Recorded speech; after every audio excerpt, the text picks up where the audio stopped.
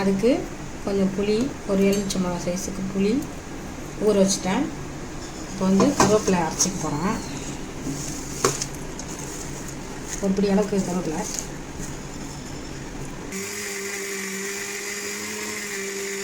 ஒரு பிடி கொஞ்சம் ஒரு டீஸ்பூனு மிளகு, ஒரு டீஸ்பூனு ஜீரகம், ஒரு சின்ன வெங்காயம், ஒரு 4-5 வெங்காயம், கொஞ்சம் பூண்டு இது கூட போட்டு அரைச்சிக்கிறேன். மசியாக அரைச்சி வச்சுட்டேன். இந்த நல்லா மசிஞ்சு போகணும், நல்லா மசியாக அரைச்சிக்கணும்.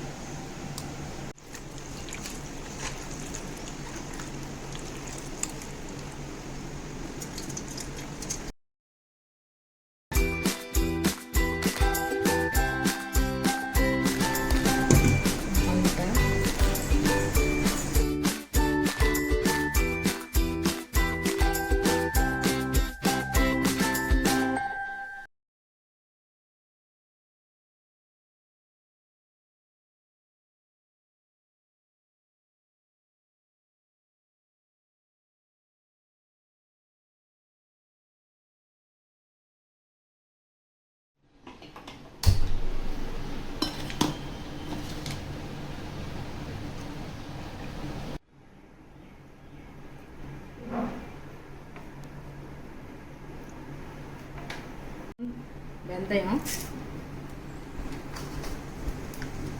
ஒரு 1/4 டீஸ்பூன் ஜீரகம், பூண்டு வந்து நான் வந்து 3 பூண்டு உரித்து வச்சுருக்கேன்.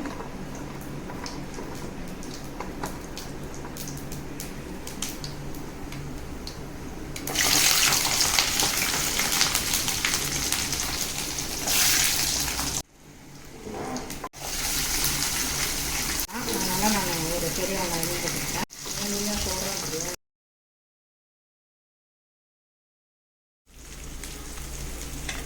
தக்காளி,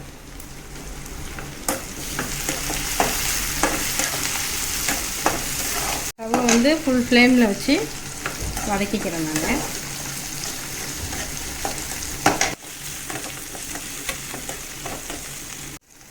இந்த குழம்ப எடுத்து ஊற்றிடுறேன். இதில் கொதிக்கட்டுங்க.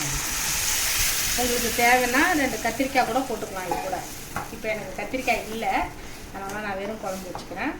வேணும்னா நீங்கள் கத்திரிக்காய் கூட 2 போட்டுக்கலாம். மூடி வச்சுட்டு சிம்மில் வச்சுருங்க. வச்சு குழம்பு கொதித்து நல்லா வந்த பிறகு 4 ஸ்பூனு நல்லெண்ணெய் ஊற்றி எண்ணெய் பிரிஞ்சு வந்தோன்னே நிறுத்திட வேண்டியதுதான். குழம்பு ரெடி ஆகிடுச்சு. எண்ணெய் பிரிஞ்சு வருது.